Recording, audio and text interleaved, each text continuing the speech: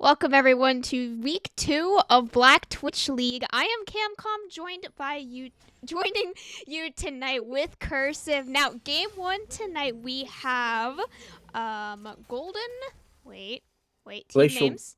Glacial Global. Globals on blue side. That is right. And then we have a new team joining us here on red side. You see Academy, and they are Ooh. already going in very early on. Going to be spotted out by that ward right there. But we unfortunately did miss the draft here, so it is instantly into the game. But we did have some interesting picks here.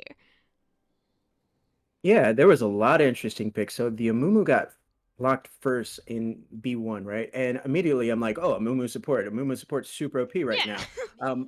But they end up flexing it to the jungle, which, okay. I mean, Amumu first pick, normally you're going to pick them in the strongest role, which I thought was support, but maybe they know something we don't. And then it looked like a lot of comfort picks. We're seeing Nasus, something that we don't see very often in competitive ever. And then with this poke lane of the Ash Soraka to round everything out, it looks like they drafted strictly for comfort, something that they are probably comfortable playing, and also ease of execution. Like there's not going to be a lot of variance of like misplays here. I mean, unless Amumu just completely whiffs on an ulti, which I mean, it's possible, I guess, right? And then on the side of Red Side Academy here, like we see, I would say their comp is actually a little bit more standard, something that we see a little bit more often. The Vayne, I actually like Vayne a lot.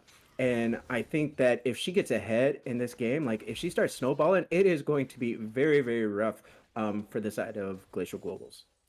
Yeah, it is definitely a pretty hard Vayne win condition here for the side of Academy. I'm not actually sure if I said the side colors. It is Glacial Global on blue side, which makes sense because of course they're Glacial. Glacial's blue. Right. That's just how we remember it. Obviously, they're blue. They have 100% win rate on blue. I actually don't know that, but Academy is on red side here. Something I do want to point out is Zombie Angie on the Soraka did not buy any health potions. Actually, just opted for a first pink ward here in this bottom lane. And from the draft that we unfortunately did not get to see, it was a Vayne R2 for Academy. It was completely blind picked. The only thing that they were picking it into was an Amumu, and then the Nasus was picked later on. Nasus is classically countered by Vayne top, but luckily it is not a Vayne top. It is actually a very strong cover pick down there for Alawi on the bottom lane. Yeah, Nasus has actually quietly been kind of like really, really good right now. Basically, once you get your first armor item, and then you get around 80 stacks, give or take, you're usually able to outduel quite a bit of matchups that had been giving him so much problems. And I like the aggression that's coming out by Taylor Ramo right here in the top side, like trying to make sure that Nasus isn't going to get, farm for free. He's not getting stacks for free. He's making sure to poke him down as often as he can, even if it means trading his life bar. Yeah, I mean, Nasus, not really an early game champion, right? Like, you gotta wait for him to scale up with this Q. He's gotta get to a few hundred stacks before he starts actually doing any damage, right? So in these early trades, it will definitely go much more in favor of Ramojo on the Gnar up there in the top lane. But still, lots of healing from both of them, so not really expecting any actual 1v1 kills, just a lot of trading, as you can see. Yeah, and look at this. Oh, he. Oh, I might have Oh, cast your cursed actually. One more auto's gonna do a flash forward. First oh. blood for Ramojo, man. Oh, I feel so bad for Silent Elephants. I'm so sorry. I mean, you couldn't really wrote that script. I mean, that was just really good play by the Gnar there, Ramojo right there. Like you just constantly put that pressure on, and right here, like I feel like either mid or bot side, yeah, there's a lot of trading going on mid. I think even though they have low mana, I think they're gonna fight. Yeah, mid lane, the double control mages is just strictly a skill matchup, right? As we do Echo's have a here. gank here in the bottom lane. Gummy Balls not allowed to move whatsoever. Ball is the only one able to pick up that kill. 2 kills now in favor of Academy. Yo, that was actually so good. There's no vision around this bot side. So they were pushed up, overextended, and immediately you see Methodical on this Hecarim going forward, gets in. You get those concussive blows stacked up as an easy kill right there. Flashes are burned. It's already too late. And look at this. He's in the mid side looking for Neversaw.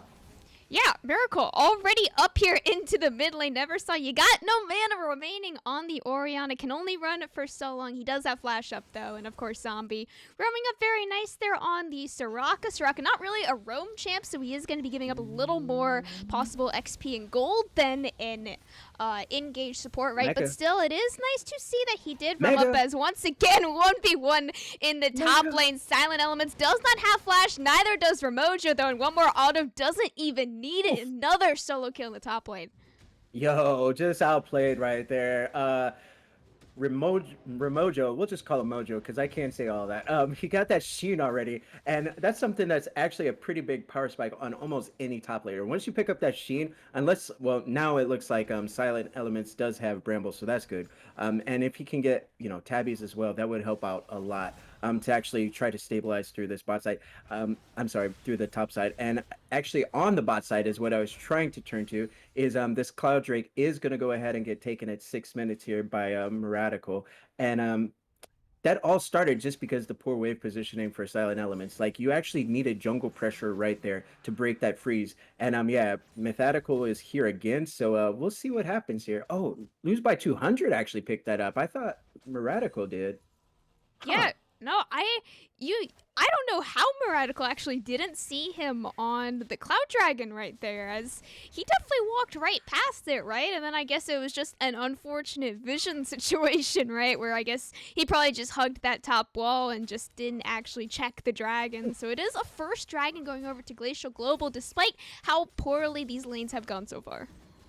Yeah, and this is the problem that they're running into bot and top now. Both of these lanes are actually perma pushing, and you see on the side of Academy, they're actually freezing these lanes. Like this is devastating when you're behind. So we're looking at this Vayne. We already talked about what a win con Vayne can be. The fact that nobody's going to be able to outduel her when she gets 1, 2, 3 items. If she takes over the game early, it's even more difficult because you don't have any early game, right? And look at this. Ramoja's freezing this lane up again, and you're making the lane longer and longer. So same thing with bot side. So they haven't learned their lesson yet. So this is why it's really, really important to always make sure you're counting how many minions you have, and you're not just perma pushing. Like even though it's a poke lane, yes, that they have here with this Ash Raka, like that doesn't mean that you're free to just perma push. Just because as soon as one stack of concussive blows lands on you, that Vayne's probably going to be going forward looking for tumble, condemn, and all that type of good stuff. Yeah, and when she does start going for those heavy trades, right, that's when she can start making those plays to get herself ahead and in turn get the rest of her team ahead, as she is really that main damage threat that they need. As right now, Gnar, he can do this early game damage up top. He can put the Nasus behind for only so far, as now Flash coming out from lose by 200. Ultimate out, nowhere left to run for a Mojo. Shutdown falling to Silent Elements as well, much better than a Mumu. Yeah, and then on the mid side, it looks like Neversaw was just a little bit overextended. There wasn't any vision down, so it was completely blind. Miradical on this Hecarim is just ganking these lanes, and yeah, that's actually going to be that kill going over to King and Knight. We'll just call him King, right? On this Syndra, and yeah, that was actually really, really well played, and that's going to be the TP burned out of Neversaw to actually try to get back to this wave that's frozen under the tower right now. Oh, and he's going to break the freeze. Never mind. Yeah, this wave has been stuck right there for so long in the bottom lane, but now finally going in for this first trader. Flash coming out from Malawi. First kill already falling to Gummy. Now Zombie forced to run away on the Soraka. Did already use the flash, unfortunately not level 6 yet to help his AD carry even more. Yeah, exactly. Uh-oh, and look at this. No. Once again. Silent Elements, he just wanted a plate. He got the plate, but he is going to give his life. Now 3 and 1 for Ramojo up there on the Gnar. Yo, like, I wonder if he's saying worth. Maybe he's like, oh, that's totally worth, bro. Yeah, Ramojo on this Gnar is just, I would say he's really making sure that Silent Elements is not having a fun game, just because of the way that Silent Elements has been, and he's been pushing the wave, even when he's not trying to, he is. And Ramoja is just like, yo, like, okay, I'll freeze it out. And look at this. Herald's going to go ahead and get dropped. I love this play right here. That's probably going to be the first turret going over to the side of Academy right here. And it's just really solid play by Miradical. Yeah, no more tower left for Silent Elements to even like stay under for safety, right? Now he's forced to stay under the second tier tower, and maybe he can look for a freeze here on the Nasus, but based on how much he does like those plates, probably not going to as he tries to go in for a 1v1 onto Ramojo. Turns out it is not actually a 1v1. He flashes, wants to make it a 1-for-1. Unfortunately, not able to do it, as of course it is not actually a 1v1. Yeah, no, that was such a good flash by Ramoja right there to actually dodge out that shockwave by Neversaw. Nice roam over. And it looks like Syndra King actually had TP'd over to try to help out there too. And look at this, bot side is still frozen. Like, yo, Gummy Balls and Zombie, like, oh no, Gummy! Again, just trying to break the freeze, but you're gonna have to give your life for it. Now, Zombie might fall as well. Barrier is popped. Bozzy taking the tower up so nicely for Alawi. Double kill for the Vayne. yeah, and everybody is looking top. They're constantly looking top because of how much pressure Ramoja is putting out. And look at this. Now Muratico's invading. I love it. Yeah, now Muratical, they know that they have all the top pressure in the world, right? He just takes those wolves, gets in, gets out. Absolutely no threat whatsoever. Silent Elements, he's just going to be forced to either freeze under his tower or play up out of his tower and in threat of being ganked by Muratical just constantly. This is actually good for Silent right here. Like, just because, well, hopefully he understands that once he can push it to river and then he's going to have to rotate. And then every time it bounces back, he can just catch it again for free. So this is going to be a lot better for him just because he shouldn't be under kill pressure, provided he actually understands, like, hey, I have to walk away. This Drake did just spawn, so I'm going to assume that Muratico's, I mean, the way that he's controlling these objectives, I'm going to assume that he's going to try to take that. And yeah, it's going to get spotted out right here. And all this is actually happening right around that Drake that just spawned in the river. And I'm pretty sure something's going to happen here. Yeah, something's gonna happen. It might be a solo kill here in the mid lane, or it could be a potential dragon steal, as it was lose by 200. Pretty much sneaking away the dragon completely uncontested for that first cloud right now. It is the second Infernal 1500 HP on the dragon. Lose by 200. Really wants to go for the steal. Not able to find it. Now he's going to give his life for this unfortunate steal effort. Zombie now still level 5 on the Struck. It doesn't even have that lash space available quite yet. TP coming out, looking for even more kills. It's a pretty big shockwave, but unfortunately just no follow-up available. Double kill for King Annihilator. Yo, all right. So the funniest part is Radical wasn't even in that. He was in the Drake pit, actually killing a ward that entire time. Oh, and Ramoja's going for this dive. Oh no, never saw. He has no ult. He has no mana, and he's Beautiful. gonna fall to Ramojo. TP from Silent Elements as well. He could look to make this a potential 1-for-1, but unfortunately, just no flash available. Probably not gonna be able to get on top of the Syndra, even despite her having no mana. Zombie. Oh no. Oh, I've totally done that as a support. You look, you're paying attention to Nasus. You're not paying attention to your own health bar. I've done that too, and it's just like, oh, there's an arm. Where did that come from? Yeah, you're tunneled in. You're like, oh, I gotta go help this guy here, right? And then it's just like, oh wait, I just walked right into this dude. He still has ultimate up, so that's actually kind of crazy. I thought the Wither was gonna be able to catch it out, and yeah, Gummy's actually in a lot of trouble. He's like Muratical is literally right there, and pings are going down. Yeah, Muratical, the heal is already burnt, but I mean, there is just nowhere left to run. CC'd for what feels like way too long. Another kill going over to Alawi. Yeah, it looks like Ramoja's trying to bait something out here in the mid lane. Like, I think he was trying to get them to chase, and he doesn't have flash just yet, but yeah, it looked like he was trying to get them to chase him, and then he was going to Mega Gnar them into something as King on this Syndra was right there, as well as Bozzy. And look at this. I love what Muratico's doing, constantly pressuring the jungle. This is absolutely what you have to do when you're snowballing like this. You starve them out in the jungle. You set up deep vision. You take all the jungle camps. Like, lose by 200 hasn't been playing bad. He just has been a non-factor. And I mean, when your top side and your bot side are losing this heavy, it's so difficult to actually slow the game down, because look at this. All these tier 1s are down already. So we're seeing Ramojo on this Gnar actually push this in. And yeah, exactly. Like, Silent did the right thing to walk away right there. Yeah, at this point, there's just nowhere left to walk in your jungle if you're Glacial Global, right? Like, you have no vision remaining left on the map. Your only ward was just cleared by Muratical, and this ward that Silent Elements is clearing will reveal your blue buff, but your blue buff isn't even up right now. So the chances are you're not even going to be able to see anyone with that ward. You're basically walking through the jungle, walking through the entire map with a blindfold over your face, and you're just praying that they are not in the push that you're about to check, because you look at the bounties, you look at the gold lead, and you see 10,000 gold lead for Academy right now. If they are able to come back from this game, that is a feat of nature if they are able to do that. Yeah, look at this. Look at this. We got a little oh, there it is, Nar. Oh no! there's Delete it. Did you see an Oriana there? I didn't see an No, Oriana there. the ghost. Yo, that was actually crazy. Like, so Alawi here on this video was they were trying to like play this like slow bait, or whatever, right? They're like, oh yeah, so yeah, Herald. This is gonna be the second Herald. No plates available, obviously, because it's 15 minutes. It's gonna be spotted out, but I mean, it doesn't matter when you're this far ahead. Like, you can do whatever you want, and if Silent Elements actually stays pushed up like this. They could actually collapse on him, like where you see where Vayne is actually rotating through. Oh, they're gonna pinch her in. Okay.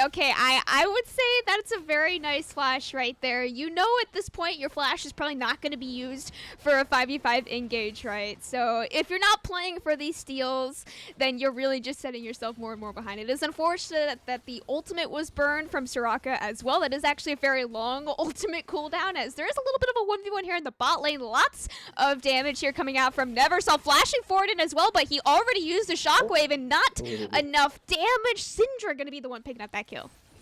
Yo, and there we go. We're actually gonna get that second tier 2 down here on this charge. So there is so much scrappiness out of this Academy team. I like what I'm seeing, and the fact that Alawi actually went Bork very first item on Vayne just shows like, hey, if I do this, I'm getting the slow, I'm getting the healing, but also that cut down on that Nasus. So even if Nasus were a factor, it wouldn't really matter because you go Bork on Vayne, and she's just super fed, 148 CS. Gummy Balls only has 80. So yeah, this is actually going to get crazy here, and if they want to dive, they absolutely could, but it looks like the Meganar might just time out here.